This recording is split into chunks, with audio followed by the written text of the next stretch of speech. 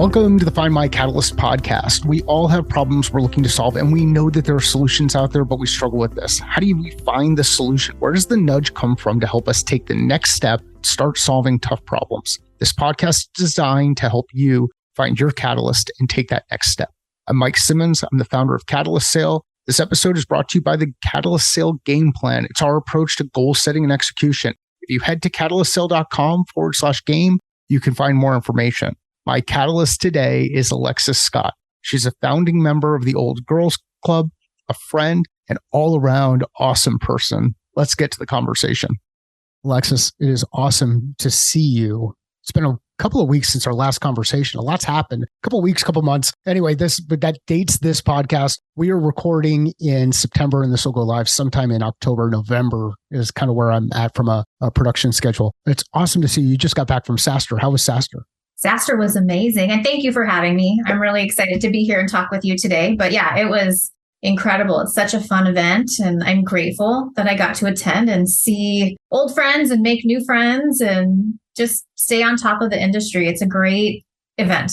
Why should someone go next year if they're thinking about that kind of an event?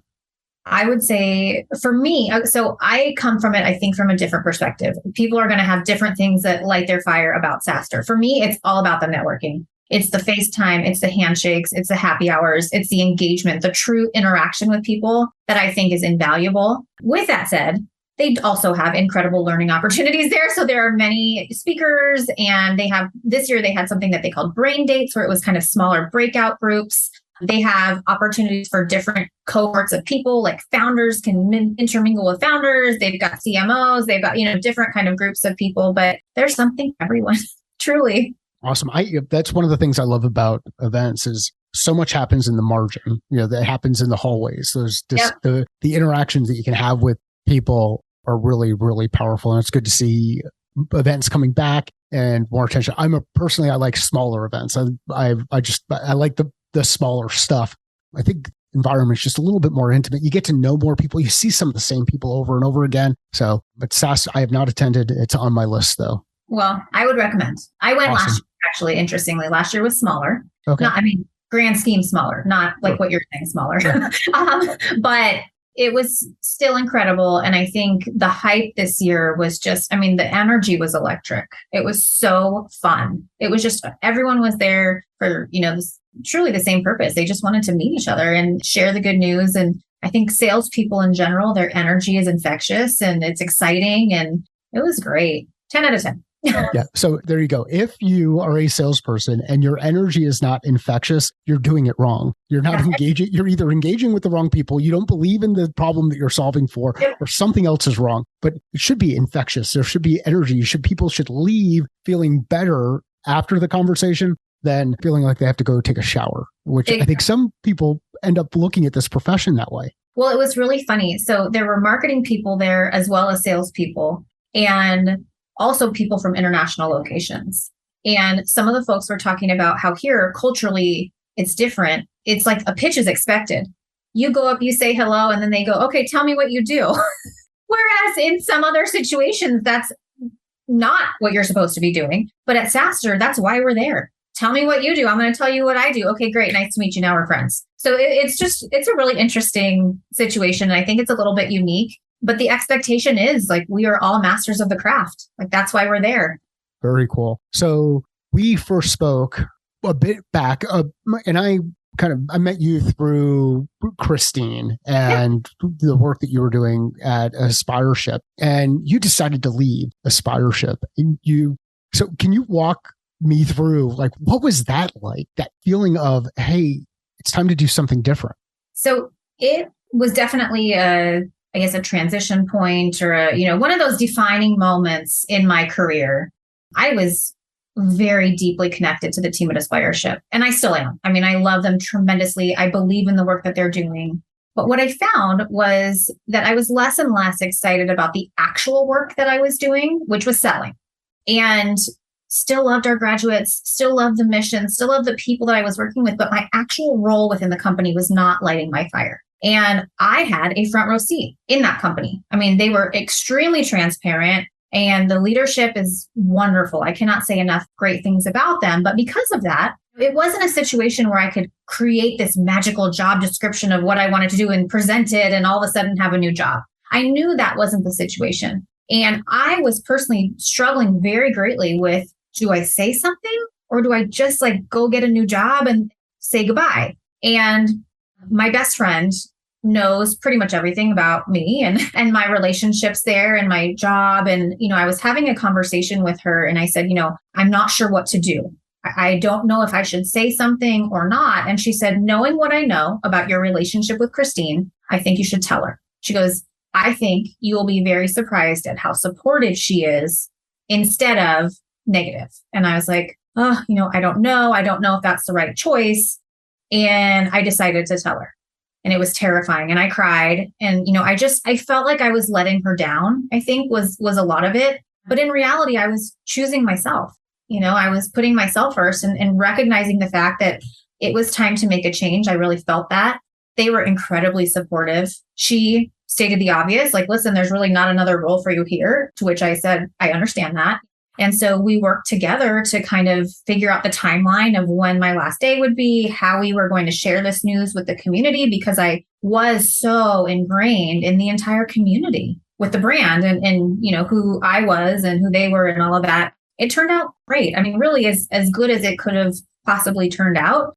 We're still good friends. We saw each other at SaaStr and had dinner and, the whole thing. So all's well that ends well, but it was scary as heck. So that is a testament to Christine's leadership. I'll leave it at that. A testament to her leadership.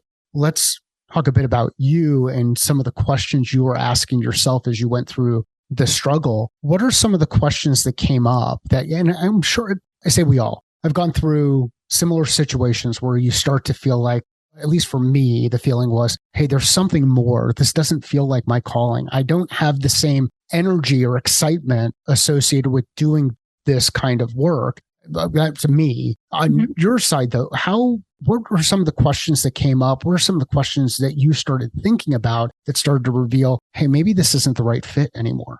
I think just my passion for my work.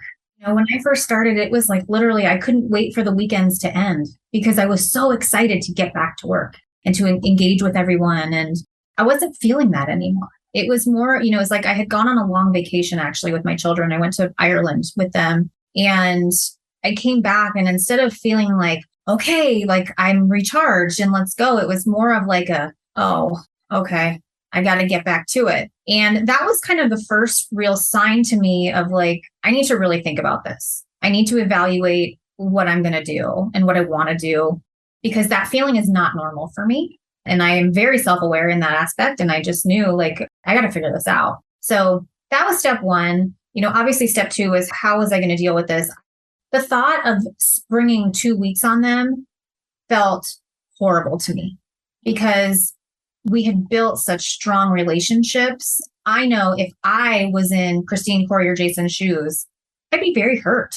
Someone that you're close to and that you trust, it's like, why couldn't we just talk about this? Like, I really did. I tried to put myself in their shoes of like, how would I want to handle this? And I'm very glad that I handled it in the way that I did. I think that was the right decision. It was like, as a human, the right choice for me and my ethics and values and all of that. So that turned out well. And then the big question became, what do you want to do? And that took a while. I'm not going to lie. I 100% thought that I was going into people, talent, culture. That's what I was telling everyone, whether that be recruiting, whether that be employee experience, talent attraction. I thought whatever I did, because I'm so passionate about helping people get hired, I thought that was my path.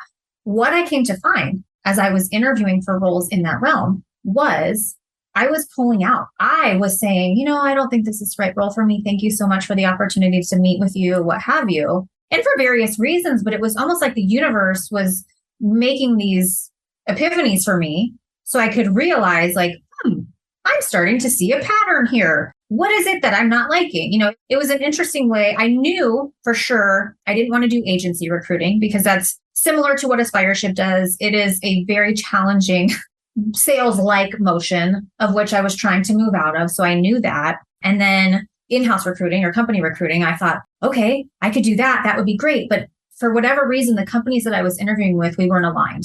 And like I said, it was the universe figuring that out for me. I will say, as a job seeker, I leaned very heavily into the fact that I am talented in many arenas. And a lot of that was the fear of missing out. I was so worried that if I picked a lane, that I would miss out on an opportunity because that wasn't in the lane. So like, for example, if I say, yes, I 100% want to be a recruiter, and then there's an awesome company with partnerships or whatever role, that then they're going to pass on me because I've tailored everything to recruiting. And now they're going to look at my profile and say, oh, well, she's not interested in this. Why would she apply? So it's that FOMO that was stopping me from really picking a lane. And it took me 3 months to figure out what lane I wanted to be in. And the minute I made that decision, up and to the right, as my salespeople would say.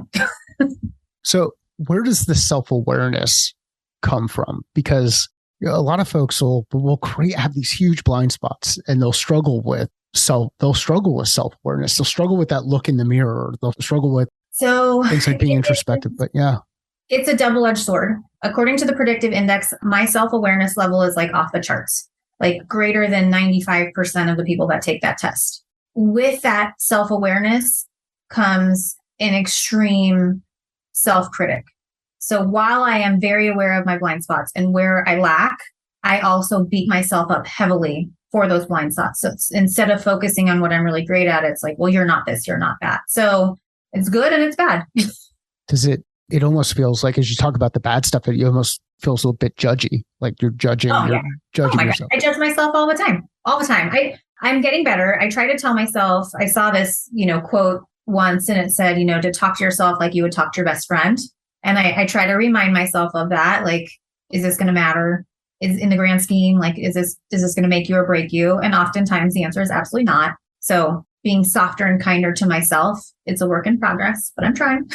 One of my favorite quotes around this comes from Jeff Bajorik's wife. And she said, "Don't talk to my husband like that," when Jeff was talking about some of the negative self-talk. Oh. So don't talk to my husband like that, which is absolutely phenomenal, because you realize this came up in, I think Bob Rotella wrote it in his book, Golf is Not a Game of Perfect. I think that's where this one came up, but you wouldn't pay a caddy to berate you while you're out on the golf course. Why are you berating yourself on the golf course? So there's so many of these stories where they come up, but we can fall into the trap really quick because we get stuck in that gray matter between our two ears in the silence. So how do you break through that? What's your process of breaking through that and overcoming some of the judging component there?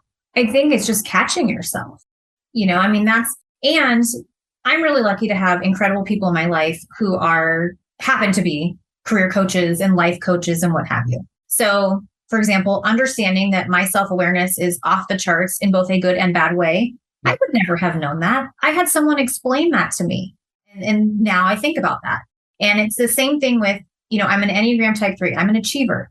It's a good thing and it's a bad thing. It's a good thing because I want to succeed. I push myself to succeed. And it's a bad thing because it's never enough. It's never enough for me. I could hit goals and hit metrics, and I'm sitting there going, oh my God, I hope I'm not getting fired. And Christine actually used to tell me all the time, she's like, at no point have I ever said to you, your performance is not enough or not good enough. And I said, I understand that, but to me, it's not. And so that's something that I struggle with greatly is that feeling of not enough. So let's talk about the focus that you found, where you say, okay, rather than this FOMO and peeking at some of those other lanes, because some of them are really cool and there's a lot of exciting things that are happening. What has your process been in creating that level of clarity so that you can focus attention on the things that matter most or the things that are most important to you? So I almost liken it to working out.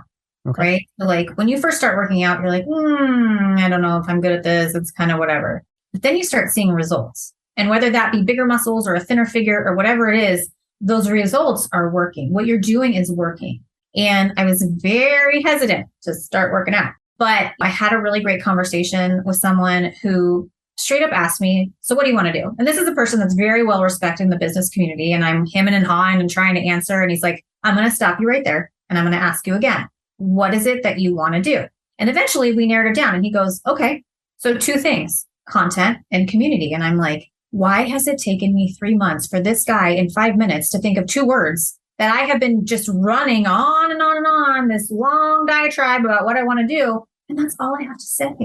And so once he said that, it was like very much this aha moment of like, this is perfect timing. I am in a situation where people are literally asking me this question 20, 30, 40 times, right? So I better have a really good pitch of what I want to do as I'm having these discussions. So it was very timely. Additionally, it helped my friends help me. So once I was able to kind of give them the rundown of like, all right, this is the real, this is what I want to do. I had agents with me at SaaStr. I had friends who were like, oh my God, you need to meet Alexis. You need to talk to her. She wants to do X. And so they had a clear articulation of what I wanted to do and how these new connections could help me. And in the span of a week, I went from feeling like, oh my gosh, how can I gain excitement again and all this stuff to, I think I have, 4 or 5 interviews this week, in addition to multiple podcasts, in addition to just intro conversations. I mean, it's exponential growth, all from clarity. And I posted about it this morning. I just said, I resisted this for so long. And I got to say, people were right. Picking your lane, as much as it like hurts my heart to say this, that's okay if you're great at everything. You just have to be able to say what you want to do. And I told someone else this morning. She messaged me and she was talking about how my post really resonated with her and this and that. And I said, here's the thing I want you to remember. It's okay to be great at a lot of things. I am too. What you need to focus on is what you want to do next. It doesn't have to be your forever job. It just has to be, what do you want to do next so that you can land that role and learn and grow. If you want to stay in that, amazing. And if you decide, like perhaps this wasn't what I thought it was, or it, doesn't light my fire forever, okay, make a change again. But you got to pick something, because otherwise I had so many people reaching out to me, especially at the beginning when I left, saying, what do you want to do? How can I help? And it's very hard to have people help you if you can't tell them how. And people in this community, in our communities, in all of the groups that we organize around, they want to help you.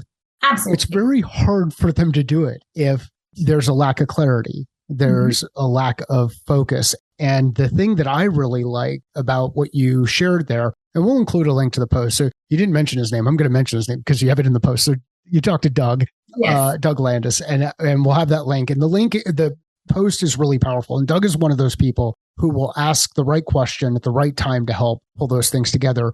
The thing that stood out for me is how simple those two words are: content, community, content, community. And that simple piece really will help you as you're having these conversations to clearly decide, is this related to content? Yes or no? If yes, move forward.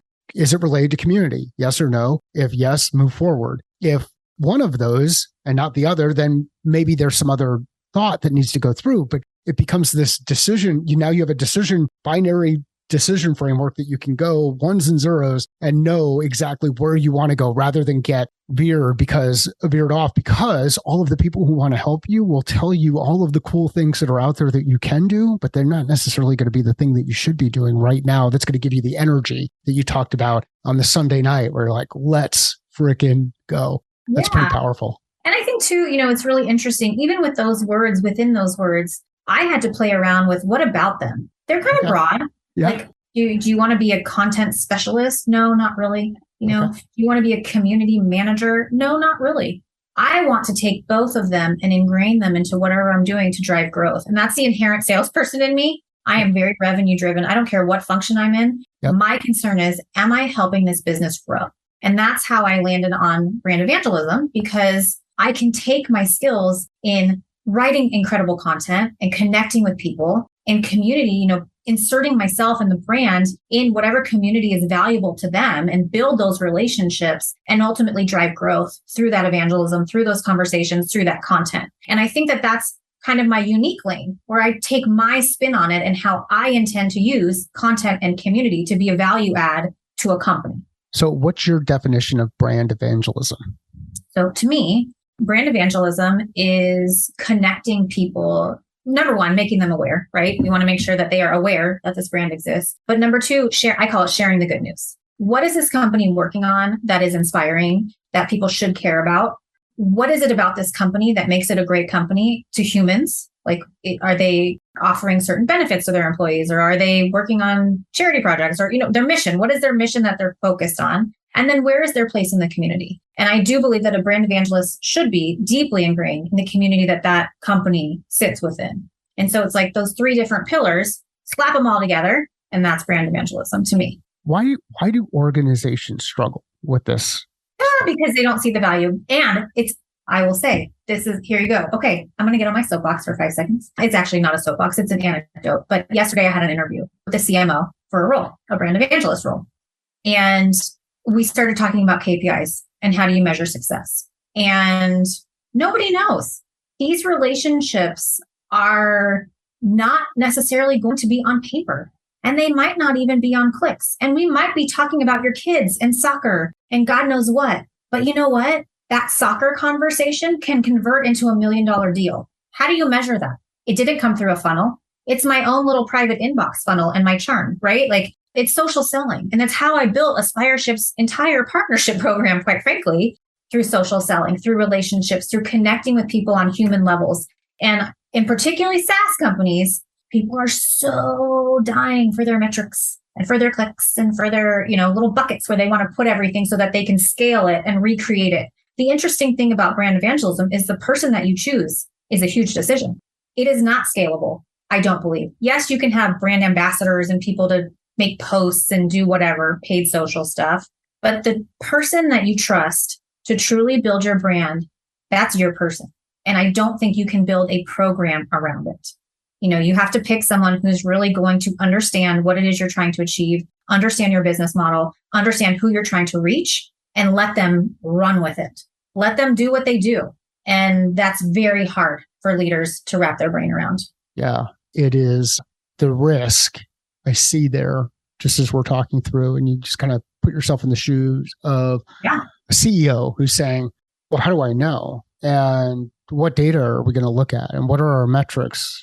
And, oh, wait, do you mean we actually have to engage with people and listen to them, then take that feedback and potentially make some changes that are going to be different than what our investors are telling us we need to do from an investment perspective? And, this doesn't really fit squarely into some of those metrics that they're using across all their other portfolio companies. How can we really be different or do different? How do we know? And this is tough. So I would imagine there's a mindset that has to exist at a leadership level inside an organization in order to be able to say, I'm open to doing something differently. I'm open to doing something different. Is that fair? Absolutely. So that's one of the things that I really appreciated when I was at Aspireship was Christine, Corey, and Jason saw what I was starting to build. They saw the engagement. They saw the results that it was having on the business in general. And they let me run with it.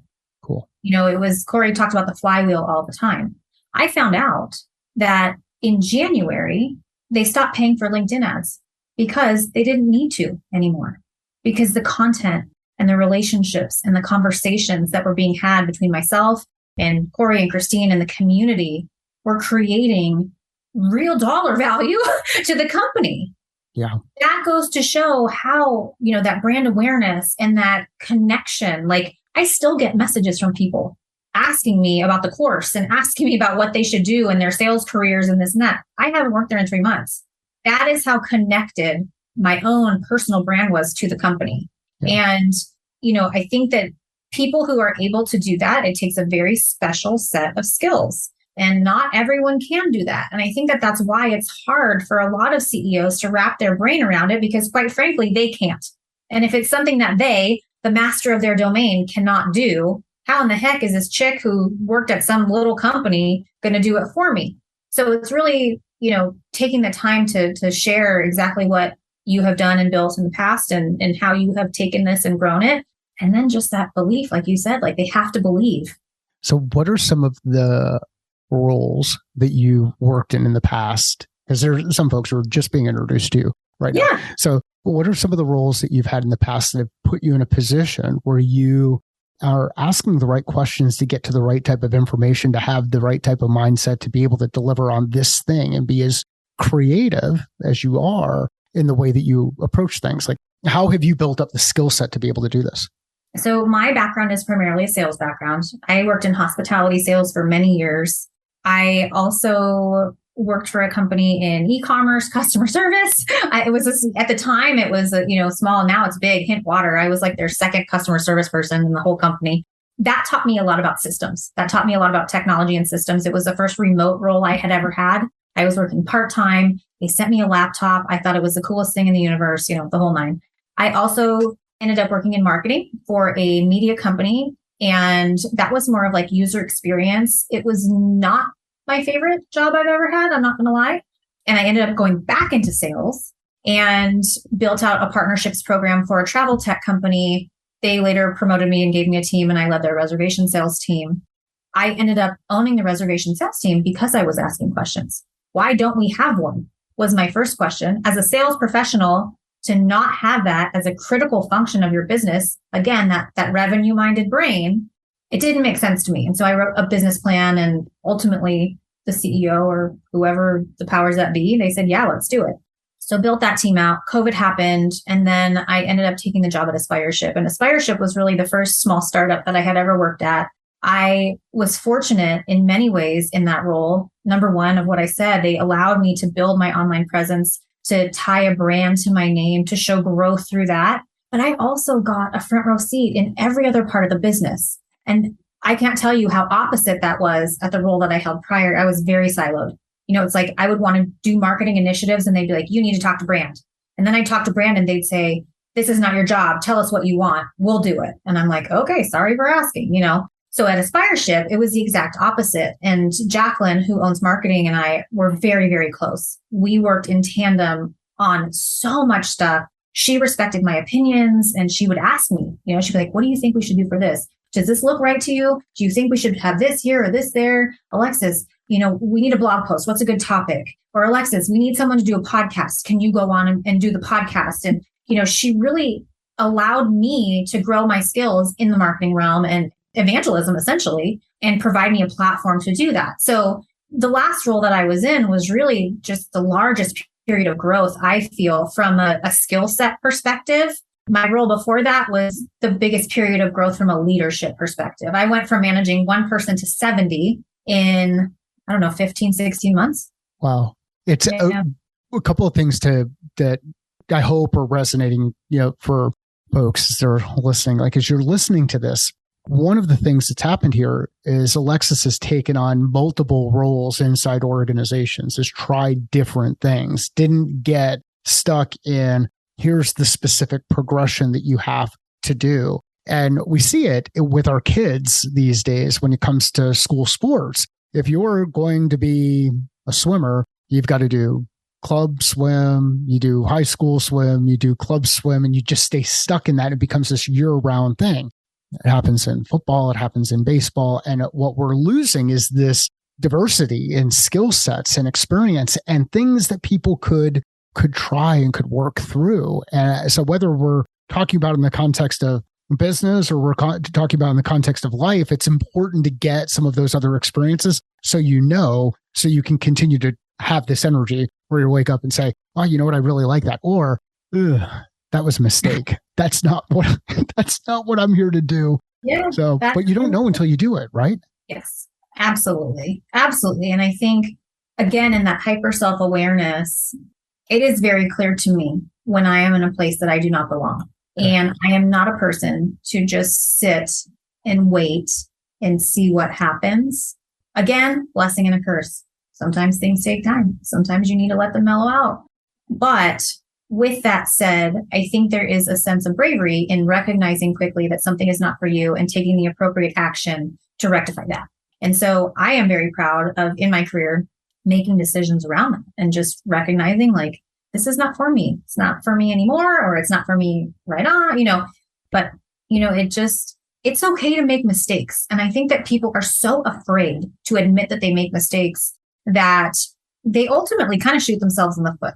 Nobody's perfect. And you know what? Nobody wants to be around someone who thinks they're perfect or acts like they're perfect. We're all real. We want real people.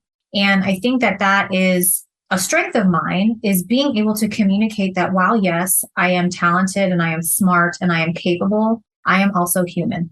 And I make decisions that sometimes are not the right decisions, or, like not picking my lane, for example. That was a huge miss. I could have had a job 3 months ago that I love, but you know what?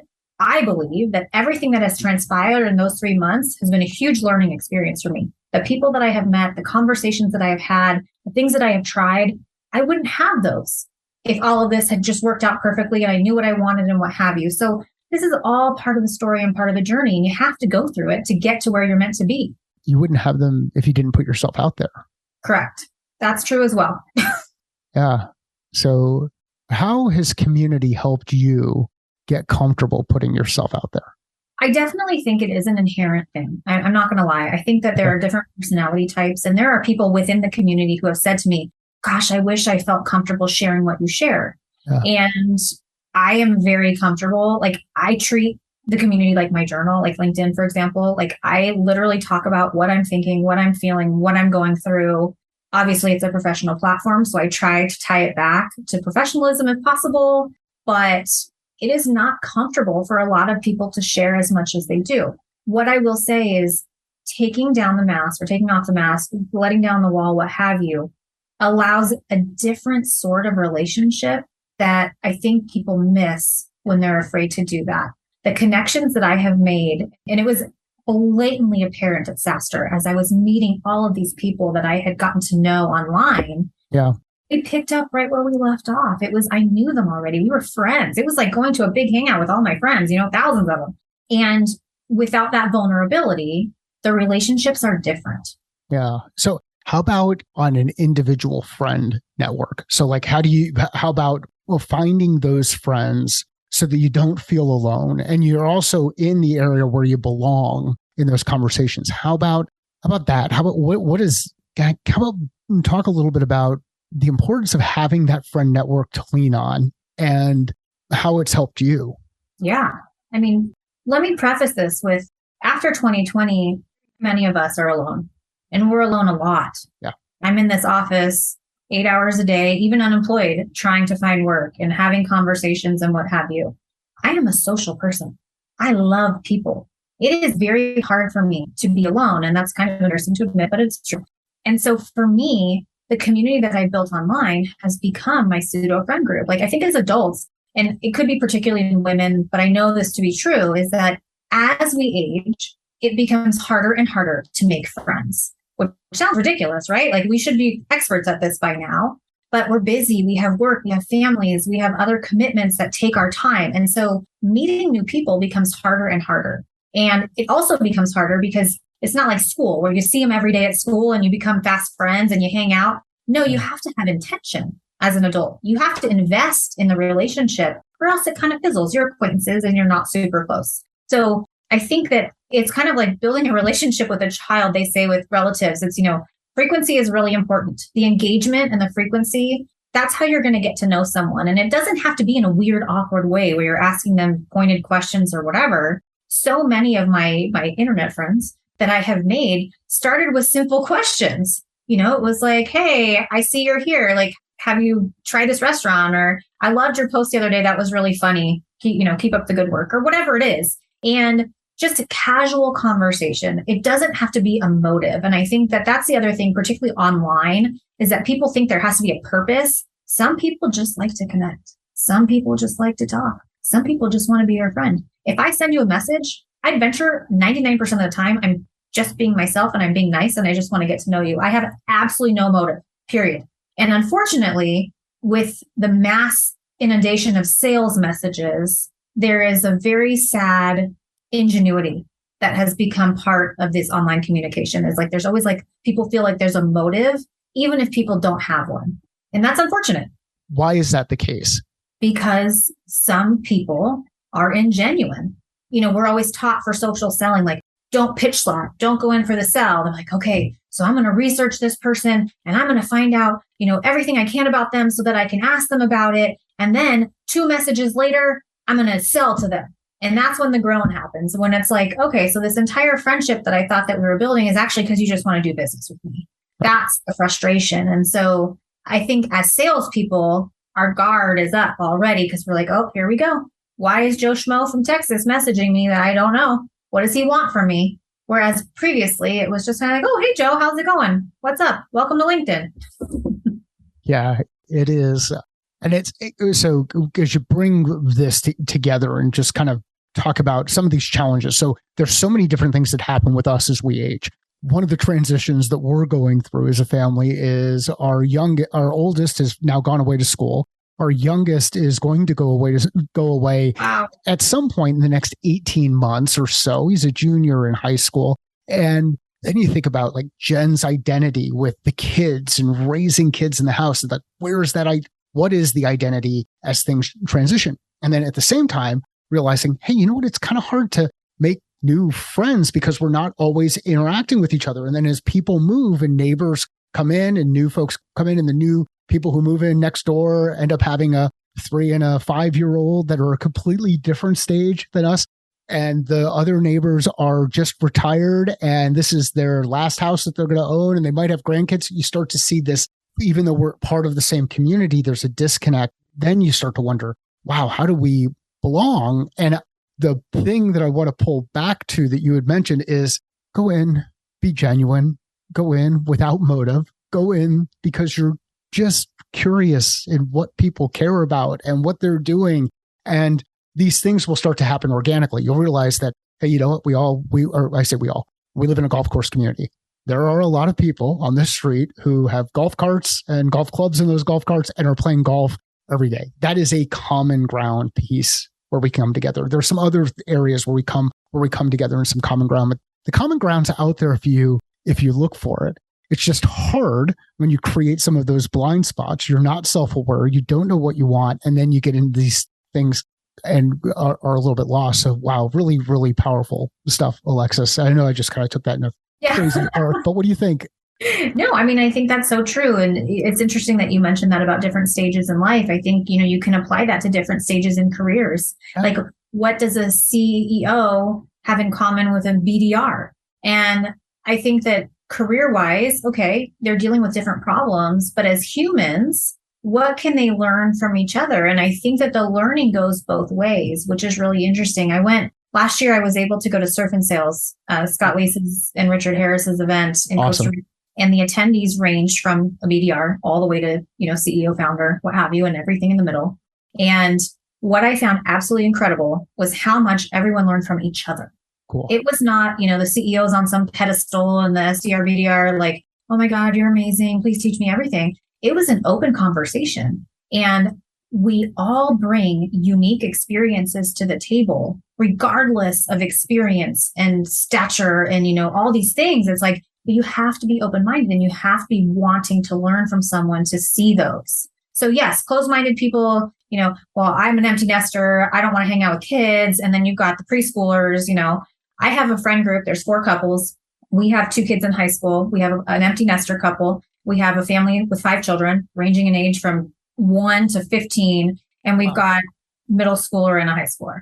And somehow we manage to all come together. Not always, right? But there is that basic connection where we enjoy each other's company. And there are times when certain families will do stuff separately because there's certain things of interest. And there's also times where we just enjoy that camaraderie and that friendship and that community that we have built. It's like we were talking about the holidays. And it's like, well, we're going to do Thanksgiving together because that's like what we do. Like, there's no question, right? Because those are our people. And if you can find your people, regardless of the external factors that you genuinely enjoy, you genuinely can learn from, you genuinely consider friends, that's where the true magic happens. It's going beneath the surface exterior and finding that real, genuine connection that is so important in relationships. Alexis, awesome conversation. We covered so much ground from the standpoint of kind of the importance of being open to the idea that, hey, fit is no longer there. Something's missing. There's something more to do, to the importance of leadership when having those kind of conversations, because they're really, really difficult. And there might be tears, or there might be frustrations, or there might be a lot of other stuff. But if we don't have the difficult conversations, we won't know. To the importance of clarity and being really, really clear about what you want, where you're going, where your focus is, what brings you energy. so that, and when you are that, do that, people can help you. The community will come together and help you.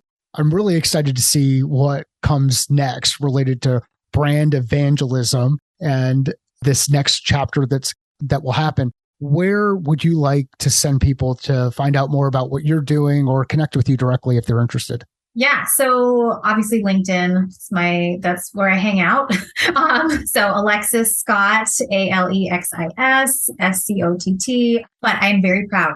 I actually created a link tree. I don't know if you know what that is, but I'm like super pumped about it. I have finally taken like my top performing content, my articles, my podcasts, and I've consolidated, and I'm so proud of myself. So it's linktr.ee/Alexis, ALEXISJS. Type that in, see what pops up. If you can't find it, it's on my LinkedIn also.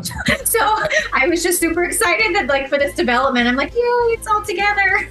It's so cool. We will include links in the show notes so that people get access to those links. If you know someone who would find value in this conversation, enjoy this conversation, get something out of this conversation so they can start to do what's next, please share it with them. Let Alexis and I know via LinkedIn, because we're both pretty active on LinkedIn.